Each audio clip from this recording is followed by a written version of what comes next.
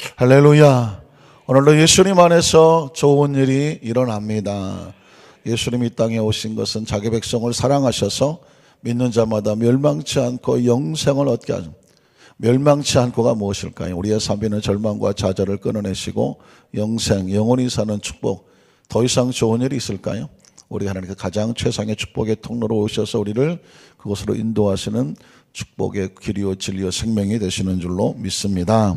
한번 따라 하실까요? 크리스찬에게 고난이 다가오는 목적은 무엇인가? 같은 제목으로, 두 번째 제목으로 말씀의 은혜를 나누기를 원합니다. 우린 고난 주간에 두 가지를 기억하셔야 되는 것인데, 그리스도의 고난이 왜 고난당하셨는가? 아주 단순한 질문이면서 아주 중요한 질문이죠. 왜 고난을 당하셨을까요? 누구의 죄 때문에? 며느리의 죄 때문에? 나의 죄 때문에? 이런 절박한 고백이 여기서부터 출발을 해야 됩니다. 그리스도의 고난은 나의 죄로 인해. 그래서 그 죄의 결과가 얼마나 무서운 건가를 정확하게 알아야 되는 이 고난 주간이 됐으면 좋겠습니다. 뿐만 아니라 그리스도의 고난, 우리를 대신해서 당하시는 고난을 통해서 우리에게 주시는 축복이 무엇인가도 역시 정확하게 알고 있어야 되죠. 어두운 죄의 모습과 죄에서 나왔을 때의 빛나는 빛의 모습, 밝음의 모습을 정확히 알고 있어야 날마다 순간마다 우리가 어디를 어떻게 갈 것인가를 선택하며 결단하는데 아주 중요한 판단의 근거가 되는 것입니다. 그래서 이 고난 주간마다 늘 항상 기억해야 될 성경 말씀은 이사야 53장인데, 어제도 이 말씀을 같이 읽었지만은 이 말씀을 통해서 죄로 인한 고난의 고통이 얼마나 큰 것인가를 다시 묵상해야 되고요. 그를 인해서 주어지는 기쁨과 자유와 평안이 어떤 것인가, 다시 한번 말씀 자체를 한번 같이 읽으며 묵상했으면 좋겠습니다. 그는 주 앞에서 자라나기를 연한 순 같고 마른 땅에서 나온 뿌리 같아서 고운 모양도 없고 풍채도 없은즉 우리가 보기에 흠모할 만한 아름다운 것이 없도다. 거기서 스톱해 볼까요? 사람들은 자꾸 여기서 생각하지만 이 3차원적인 의식과 사고에서 벗어나기가 쉽지가 않아요. 그래서 메시아가 오면, 그리스도가 오면 키가 한 3m쯤 되고 막 얼굴이 눈에서 막 불이 나오고 막 장대하고 뭔가 우리 눈으로 보기에 대단한 존재가, 아니면 왕가의 혈통에서 야, 저 사람은 정말 우리와 다르다, 그런 인식을 가지고 자꾸 보려고 하는 그런 인식이 있는데, 사실 하나님께서 우리에게 다가오신 것은 허를 찌르고 오신 것이죠. 오늘 본문에 보면 그리스도가 왔는데 메시아가 왔는데 우리가 보기에 저런 외모를 가지고, 저런 키를 가지고, 저런 피부색을 가지고, 저런 혈통을 가지고, 저런 집안에서 뭐가 나오겠어? 이게 뭘까요? 우리가 가지고 있는 편견이죠. 이 3차원적으로 볼 때 적어도 메시아는 이런 정도는 스펙은 가지고 있어야 되지 않을까라고 생각하지만, 하나님은 그걸 허를 찔러버리는데, 그것은 뭐냐면 육신의 눈으로 보이는 것은 결코 다가 아닌 것입니다. 그래서 오히려 육신의 눈으로 보기에는 별거 볼 게 없었습니다. 30대 초반에 나사렛의 목수의 아들로 가난하고 어려서부터 나무나 하고 목수나 하던, 그리고 겉으로 보기에도 그냥 특별하지도 않은, 전혀 아주 지극히 평범한 외모의 모습으로 그렇게 다가왔던 메시아에 대해서 이미 한 900년 전, 1000년 전에 메시아의 탄생을 예언하기를, 우리가 보기에 주목을 끌 만한 아름답고 특별한 것은 전혀 없었다라고 표현하는 것이죠. 그 다음 절을 보면 그는 오히려 멸시를 받습니다. 여기서 굉장히 중요하죠. 우리가 착각하게 되면 멸시가 우리가 볼 만한 것이 별로 없는 사람의 멸시까지 받는다고 하면 갑자기 우리도 돌을 들어서 비난하고 싶은 생각이 막 생길지도 몰라요. 그러나 정확하게 그는 우리를 대신하여 무엇을 받아? 여러분도 별로 동의하고 싶지 않습니까? 그는 누구를 대신해서? 나를 대신해서 멸시를 받는다고. 그래서 이 시점에서 더 이상 읽을 수가 없어야 되는 거예요. 사실상 진정한 크리스찬의 의미라고 하면 이 성경 구절에서 그는 멸시를 받아 할 때 그냥 울컥해야 되는 것입니다. 메시아가, 그리스도가 우리를 대신해서, 나를 대신해서 멸시를 받아 더 이상 읽을 수가 없어야 정상이죠. 아무 의미 없이, 예를 들어서 아주 무슨 기름칠하듯이 그냥 매끄럽게 읽어 나간다고 하면 안타깝지만 이건 우리 얘기는 아니죠. 내 이야기는 아닙니다. 그는 나를 대신하여 멸시를 받아. 더 어떻게 읽을 수 있을까요?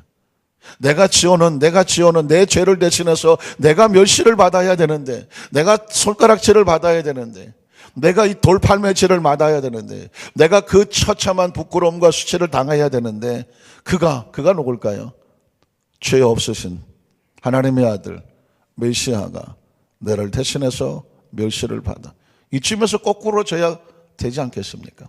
성경은 이어집니다. 사람들에게 버림을 더 읽을 수 있을까요? 버림을 누가 받아야 됩니까? 우리가 받아야 되는 버림이죠. 사실 여기서 이 성경적인 사건이 내 이야기고 지금 나에게 주시는 말씀이라고 부딪혀야 그것이 은혜가 되는 것이고, 그것이 생명이 되는 것이고, 그를 나를 변화시키는 것이고, 나를 결단하게 하는 것입니다. 이 성경을 읽으면서 다른 사람의 이야기로, 제3자의 이야기로 읽어내면 그냥 스토리로 끝나는 것입니다. 제가 제일 경계하는 것이 바이블 스타디입니다. 성경 교육입니다. 아주 위험한 게 성경 교육입니다. 아이러니컬하죠? 아니, 성경 교육 받아야 되는데 왜 목사님은 성경 교육을 위험하다고 말을 합니까? 성경 교육은 아주 필수적인 거예요. 그러나 이게 남의 이야기는 아주 위험한 겁니다. 왜? 난 다 알아. 중요한 건 성경 교육의 목적은 내 이야기예요, 내 이야기. 설교가 아무리 유창하고 아름답고 뭐 감동적이고 눈물 나고 재밌고 뜨거우면 뭐 합니까? 그게 누구 이야기여야 될까요? 내 이야기여야 되는 거예요. 그래야 그게 그 설교의 은혜가 있는 겁니다. 아무리 유명한 강사가 와서 뭐 전 세계 한 명 날까 말까 한 분이 설교를 했어요. 은혜 받았어요. 근데 내 이야기는 아니다. 그럼 그게 무슨 의미가 있습니까? 예수님께서 친히 오셔서 말씀을 선포하셨는데 바리새인과 서기관들은 오히려 예수님 설교, 예수님 말씀을 듣기 싫어했어요. 왜 그랬을까요? 내 이야기가 아니에요. 난 의롭고 나 깨끗한데 왜 저 세리나 창녀 같은 저런 같이 다는 저 사람이 뭐 얘기하겠어? 예수님이 판단이 되고 비판이 되고 정죄가 되니까 하나님이 말씀하셔도 그들은 아무런 변화도 없고 오히려 대적하게 됩니다. 왜 그럴까요? 그 말씀 앞에 자신 이야기라고 거꾸로 지지 아니하면 의미가 없는 것입니다. 오늘 이 본문 구절은 수천 번, 수십만 번, 수천만 번 읽지 않았을까요? 너무 익숙하지 않을까요? 그런데 한 구절도 앞으로 나갈 수가 없어요. 왜 그럴까요? 이게 누구 이야기니까? 내 얘기예요, 지금. 내가 멸시를 받아서 내가 사람들에게 버림을 받아야 하며 갓난과 고초를 많이 겪었습니다. 불쌍합니까? 아이고 불쌍해. 불쌍하다면 남의 이야기예요. 이 앞에서 눈물을 흘릴 수 있어야 내 이야기가 되는 것입니다. 질고를 알아요. 여기서는 또 눈물이 나죠. 질병과 고통을 알아. 저는 이 말씀이 너무너무 귀한 건 뭐냐면 하나님의 아들이니까 무슨 통증이 있겠고 무슨 아픔이 있겠고 그분이 무슨 눈물이 있겠나 싶죠. 그러나 육신을 입고 오셨기 때문에 우리가 당하는 질병의 고통도 예수님께서 뭐 하신다? 아신다는 거예요. 이거 하나면 되는 거예요. 한번 따라 하실까요? 주님이 내 아픔과 내 눈물과 내 신음과 내 사정을 아십니다. 아시는 거예요. 그래서 그렇게 흘리는 피가 의미가 있는 거예요. 그렇게 흘리는 눈물이 의미가 있는 거예요. 그렇게 흘리는 땀이 의미가 있습니다. 왜? 내 사정을 알고 내 대신 흘리시는 거니까. 마치 사람들이 그에게서 얼굴을 가리는 것 같이 멸시를 당하였고 우리도 그를 귀히 여기지 아니하였도다. 어떻게 더 읽어요? 우리도 그를 귀히 여기지 않아서. 왜? 남의 이야기로 생각했다는 것입니다. 그 사람의 이야기로 생각했다는 것입니다. 성경 속에서 신앙생활 속에서 아주 위험한 것, 성경 교육만큼 위험한 게 신앙생활입니다. 신앙생활 아주 위험합니다. 여러분 함부로 하면 절대로 안 됩니다. 오늘 설교가 아주 애매하죠. 신앙생활 절대로 함부로 하면 안 하는 게 낫습니다. 왜 그럴까요? 남의 이야기가 되면 신앙생활은 의미가 없습니다. 왜? 난 의로운데 난 의로운데. 나 예수 잘 믿는데. 내가 얼마나 기도 많이 하는데. 나 성경 많이 읽어. 그런데 다른 사람이 용납이 되지가 않아요. 뭐 저런 게 다 있어. 저 기도도 못하고. 저 모양이야. 이렇게 되기 시작하면 이건 차라리 안 하는 게 낫다는 거예요. 예수님께서 복음을 증거하시면서 세리와 창녀들을 보면서는 불쌍히 여기시는 긍휼이 있었습니다. 한 과부의 두렙돈을 생활비를 드리는 그 예물에 눈물을 흘렸습니다. 그러나 예수님이 아주 쌍욕을 하는 사람이 있었습니다. 누굴까요? 바리새인과 서기관들은 예수님이 아주 쌍욕을 했습니다. 이 독사의 자식들하고. 겉모습은 화려해 성경을 뒤집어 쓰고 다닌다니까. 그런데 그 속에 있는 성경을 가지고 자기 자신을 돌아보는 것이 아니라 다른 사람 판단하다가 다로 다 보내는 거예요. 아유 저건 7계명을 어기고, 아유 저건 8계명을 어기고, 아유 저 2계명 어기고, 얼마나 똑똑해, 얼마나 신나요. 자기 하는 성경 지식 가지고, 자기가 하는 신앙의 관점을 가지고 다른 사람을 향하여 뭐 쌍권총도 날리고 뭐 칼날도 날리고 돌멩이도 던지니까 아주 신났어요. 예수님이 볼 때는 역겨워서 뱉어버리고 싶고, 우리 식으로 말하면 이 개자식들 하죠. 독사의 자식들이나 뭐 개자식이나 같은 말입니다. 예수님께서 어떻게 그런 쌍욕을 할까요?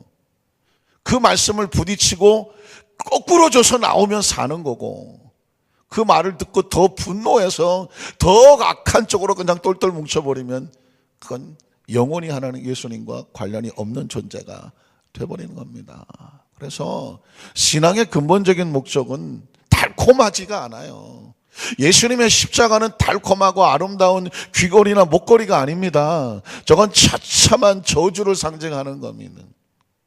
사랑이 없이는 끌어안을 수 없는 게 가시면류관이고, 사랑이 없이는 도저히 십자가에 스스로 올라갈 수 없는 것이고요, 사랑이 없이는 자기 손바닥에 발목에 못을 박도록 내버려 둘 수가 없는 거예요. 사랑이 없이는 참아낼 수가 없는 겁니다. 사랑이 없이는 그 수치와 수모와 사람들의 얼굴 들이고 침뱉음에 견뎌낼 수가 없는 겁니다. 사랑하는 성도 여러분, 이 십자가는 누구의 이야기일까요? 우리 얘기예요. 내 이야기예요. 우리가 겪어야 될 그럴 모습이에요. 그런데도 성경은 우리도 그를 귀히 여기지 않았다라고 참으로 가슴 아픈 장면을 말하고 있습니다.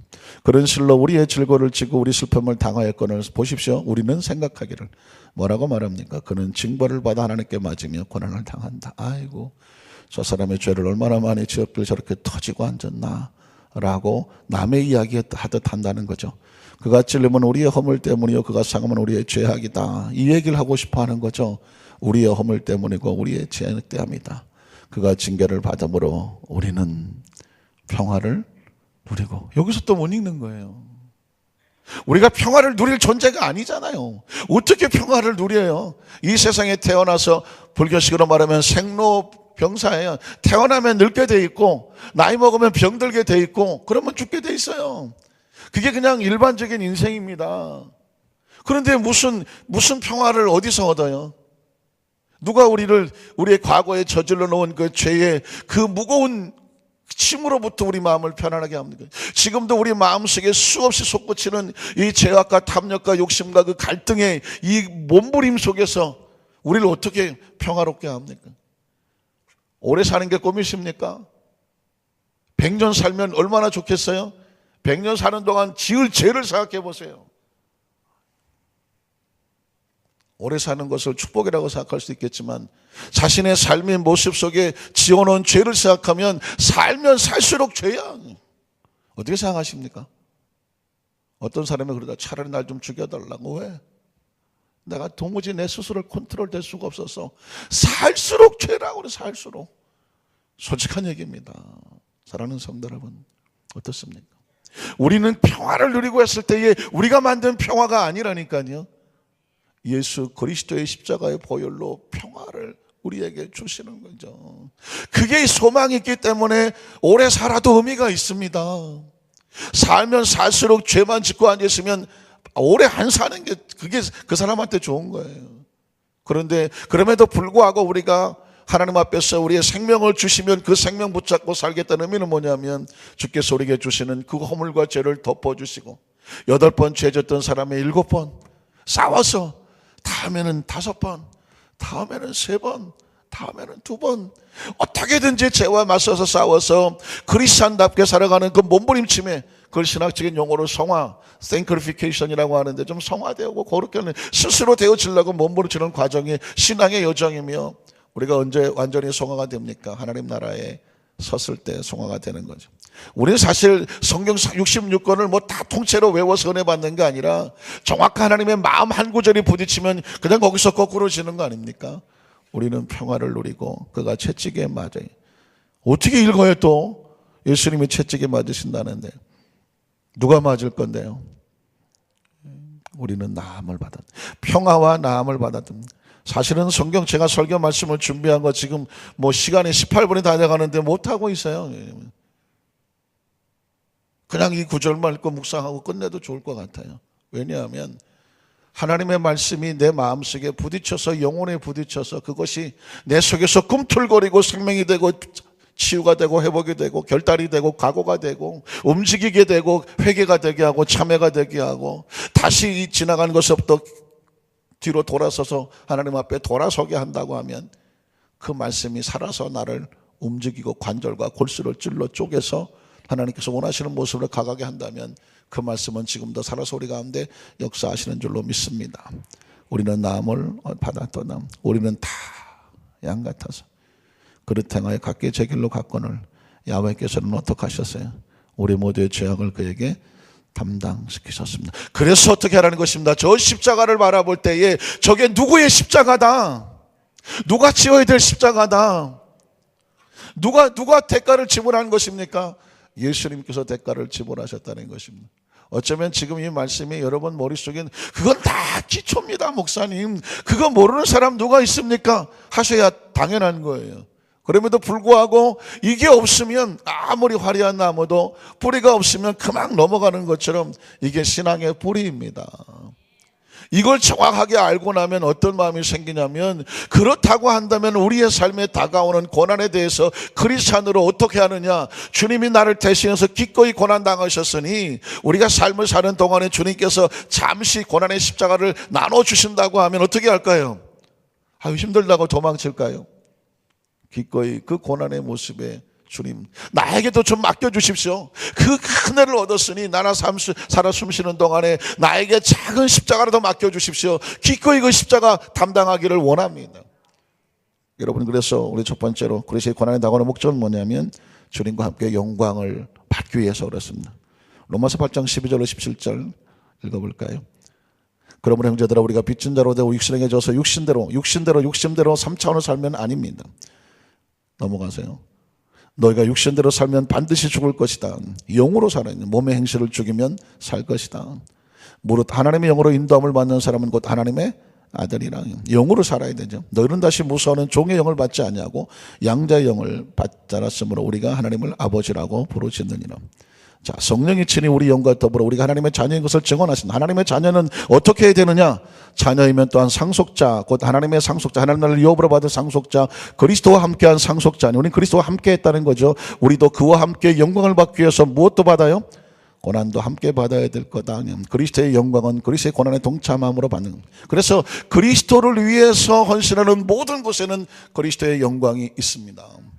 제가 그전에 여의도에서 개척국장을 할 때에 주일날 뭐 굉장히 일찍 나오죠. 뭐 5시, 6시면 나오는데 굉장히 추운 겨울이었어요. 한 15도, 10도. 그런데 이렇게 들어가는데 보니까 남성교 집사님들이 혹시 기억하시죠? 이 겨울에 봉사하는 것이 돛바 히탐하는 거 막 이런 거 있고 그냥 유도등을 가지고 계속 차 들어오는 것을 안내를 하시는 거예요. 그 추운데. 근데 제가 한 5시, 6시 들어올 테니까 그분들은 4시부터 나온 것 같아요. 그래서 제 차를 파킹을 해놓고 아침 식사를 그 앞에 그 초안 지하상가 거기 가면 라면집이 있어요. 아침에 뭐 식사하는 데도 없으니까 이제 라면을 먹으러 들어갔더니 그 남성 교수님들이 한 20명 정도 이제 봉사 마치고 라면집에 앉아서 식사를 하시더라고요. 그분들은 제가 교육자인 걸 모르시는 거예요. 새벽에 뭐 저도 뭐 코트 입고 본인들도 지금 뭐 그래서 새벽에 앉아서 라면을 먹는데 제가 가만히 그분들을 지켜봤어요. 한 20분이 얼마나 추위에 떨었을까요?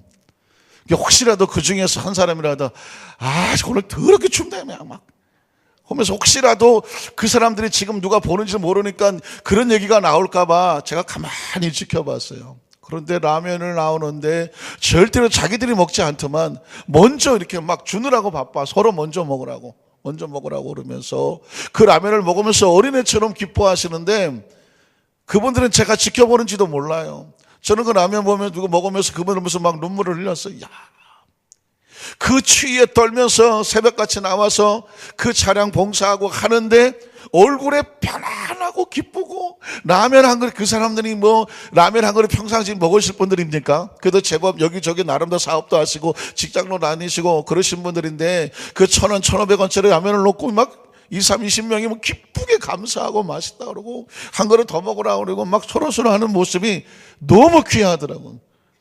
그건 스스로 자처하는 고난이에요. 누가 새벽에 그 영하 15도에 새벽 4시에 나오고 싶어 합니까? 그 길거리에서 그 등 들고 그 성도들 차 오는 거 이렇게 유도해 주고 싶어 합니까? 그건 누가 시켜서 하는 게 아니에요. 누가 돈 주면 그거 하겠습니까? 일당 얼마 주면 하겠습니까? 그건 그렇게 되는 게 아니에요. 기꺼이 그 수고에 동참을 하는 이유가 뭐냐면, 주님께서 기뻐하시고 주님의 성전이고 주님의 성도들이니까 기꺼이 그 고난을 감수하고 자청하고 자원하면서도 뭐 할 줄 알아요? 기뻐해. 그 새벽에 라면 한 그릇을 먹으면서도 얼마나 맛있어 하는지 몰라요. 그건 세상에서 얻을 수 있는 기쁨이 아닙니다. 그리스도의 고난에 같이 수고에 동참하면서 이미 그 마음속에 영광을 얻은 거예요. 은혜가 있으니까 감사하게 되는 거죠. 두 번째로, 그리스도의 고난에 함께 동참하는 그리스도인들은 주님을 닮아가기 위함입니다. 그리스도의 고난에 동참하는 사람은 주님의 영광에 동참할 뿐 아니라 주님을 닮아가게 됩니다. 데살로니가전서 1장 1절로 7절에 보니까, 바울과 실로아노와 디모데는 하나님 아버지와 주 예수 그리스도 안에 있는 데살로니가인, 데살로니가 교회에 대해서 편지하는 것입니다. 은혜와 평강이 너희에게 있을지어다. 우리가 너희 모두로 말미암아 항상 하나님께 감사합니다. 데살로니가 교회가 바울의 사역 속에 감사의 대상이었어요. 기도할 때마다 너희를 잊어버릴 수가 없어서 늘 기억한다고 말합니다. 이유는 뭐냐면, 그 데살로니가 교회의 믿음의 역사와 사랑의 수고와 우리 주 예수 그리스도에 대한 소망에 인내가 있었습니다. 인내는 참고 견뎌내는 것인데, 어떻게 무엇을 참고 견뎌냅니까? 수고와 땀 흘림과 고난을 참아내는 것이죠. 우리 하나님 아버지 앞에서 끊임없이 기억합니다. 그 교회를 시작할 때마다 수고와 땀 흘림과 사랑과 인내가 있었다는 거죠. 하나님의 사랑하심을 받는 형제들아, 그 고난 속에서 인내하고 참고 견디는 수고에 땀을 흘리는 형제들아, 너희의 택하심을 아노라. 이는 우리의 복음이 너에게 말로만 이런 것이 아니라, 머릿속에만 가르쳐서 머리만 커서 알고 있는 것이 아니라, 또한 그를 움직일 수 있는 능력과 성령과 큰 확신으로 된 것임이라. 우리가 너희 가운데서 너희를 위하여 어떤 사람이 된 것은 너희가 아는 바와 같다. 너희가 어떤 존재인지를 가르쳐주는 것이죠. 또 너희는 많은 환난 가운데서 성령의 기쁨으로 그 교회가 성장하고 발전하고 봉사하고 헌신하며 믿음과 신앙을 지켜나고 전도하며 선교하고 구제하는 그 여러 가지 많은 장애물 가운데서 어떤 것으로? 성령의 기쁨으로 말씀을 받아 우리와 주를 뭐하는 자가 됐어요? 본받은 자가 됐습니다. 신앙의 마지막 궁극적인 우리의 목표는 뭐냐면, 그리스도를 닮아가는 거예요. 그리스도는 신앙생활을 얼마나 많이 했느냐, 절대로 자랑하면 안 됩니다. 성경을 얼마나 많이 읽었느냐, 그냥 혼자 갖고 계시면 돼요. 40일 금식 기도를 얼마나 많이 했느냐, 그냥 혼자 조용히 수첩에 적어 놓으시면 돼요. 궁극적으로 우리가 주님 앞에 내설 것이 있다고 하면, 그 사람이 얼마나 그리스도를 닮았느냐가 중요해요. 여러분이 정말 존경하고 정말 두려워하고 늘 여러분이 가까이 하셔야 될 분은 누구냐면, 그리스도를 닮아가기 위해서 이름 없이 비도 없이 지금도 큰 어려운 가운데서 자신의 사명을 지켜나가는 진정한 크리스찬, 그 사람을 발견하거든 끊임없이 닮아가십시오. 끊임없이 함께 하십시오. 그분과 동행하십시오. 그분과 대화하십시오. 그러면 어떻게 된지 아십니까? 닮아갑니다. 그리스도를 닮아가기 위해서 그 고난을 기꺼이 기쁨으로 감당하는 사람이 있다면 그 사람과 함께 하시라고요. 그 사람과 늘 식사하세요. 그 사람과 함께 늘 대화하세요. 그 사람과 늘 함께 동행하세요. 왜 그런지 아십니까? 닮아가기 때문에. 제가 그 전에 부천에 어떤 지역장님 한 분이 계시는데, 부천 교회를 세우신 지역장이에요. 부천이 막 중동 신도시 막 생기고 할 때 한 지역장님이 거기에 이사를 가서 거기서 방석 12개를 방에다 놓고 구역을 만들기 위해서 기도해서 12개 방석을 다 채웠어요. 그 12명을 놓고 또 기도했어요. 하나님, 이분들이 전부 다 구역장대 되게 하여 주시옵소서.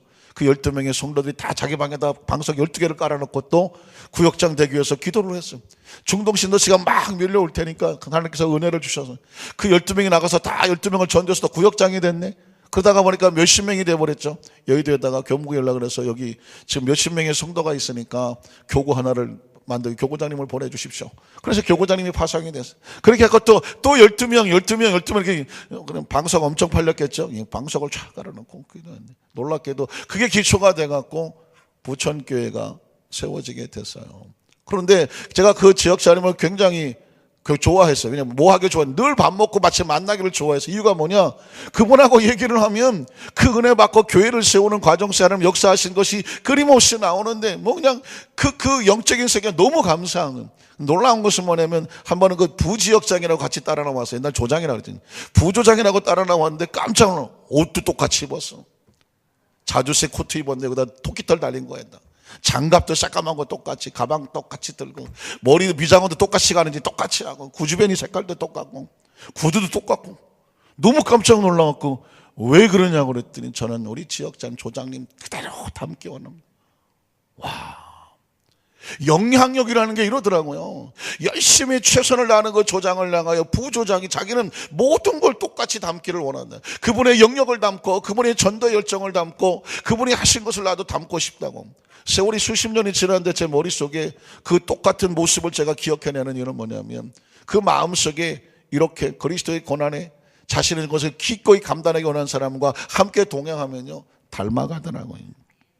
마지막 세 번째로 그리스도의 고난에 동참하는 크리스찬들의 고난의 목적은 뭐냐? 신앙 안에서 굳건히 서가게 됩니다. 단단해서지는 것은 바로 이 고난의 수고를 통해서 단단해지는 것이죠.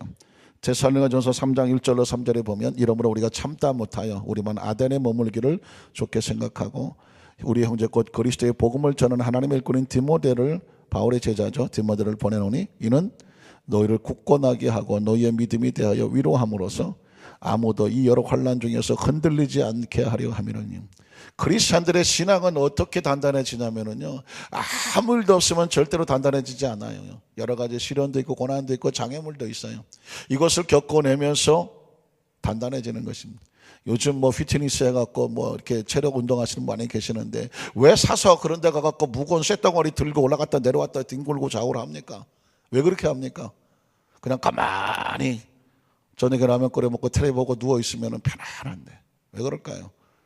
편안하면 배가 남산만해지죠. 그러나 이걸 열심히 하게 되면 뭐합니까? 각이 생기잖아요. 자기 몸을 위해서 그렇게 기꺼이 하는 것이지 않습니까? 튤립 하나도요 보니까 에버랜드에 30만 송이를 갖다 네덜란드에서 수입을 하는데 15만 원 정도 이렇게 먼저 이렇게 심고 나머지 15만 원 냉장고에 넣어놓는다. 거의 냉동실에 가까운 창고에 넣어놓는다. 그 추위를 견디기 한대요. 그 네덜란드 지역과 우리나라의 지역의 기후가 달라서 우리나라에서 잘 하려고 하면 잘 피려고 하면 이 냉장고 냉동실 같은 데를 통과시킨다고 하더라고요. 그러니까 꽃 하나 피우기까지도요 그 어마어마한 고난을 겪는 거예요. 이 석덩어리 하나가 다 도자기 되기 위해서 지난번에 말씀드렸지만 1700, 1800도의 불가마니를 들어갔다 나오면서 아주 강하고 단단한 그런 도기가 되더라고요. 여러분 그렇습니다. 우리 크리스찬들 주님께서 우리에게 왜 우리의 삶은 여러 가지 뭐 평탄치 못하고 여러 가지 시련이 있을까? 주님 우리를 강하게 만들어가는 어디다 갖다는 흔들리지 않는 믿음의 일꾼을 세우기를 원하신 줄로 믿습니다. 말씀을 정리하기를 원합니다. 사랑하는 성도 여러분 이번 고난절 매년 있는 고난절 아니었으면 좋겠어요. 정말 진심되게 내가 그리스도의 고난이 나의 고난을 인함이고 그분이 주신 그 축복의 대속이 우리에게 주는 진정한 평화와 자유의 기쁨이 은혜가 있어서 이 뿌리의 신앙이 흔들리지 않냐고 지금 내게 어떤 어려움이 다가온다고 할지라도 쓰면 그냥 뱉어버리고 달면 그냥 삼키고가 아니라 어떤 손의 견고하게 흔들리지 않는 강하고 담대한 신앙의 용사들 되시기를 주님의 이름으로 축원합니다.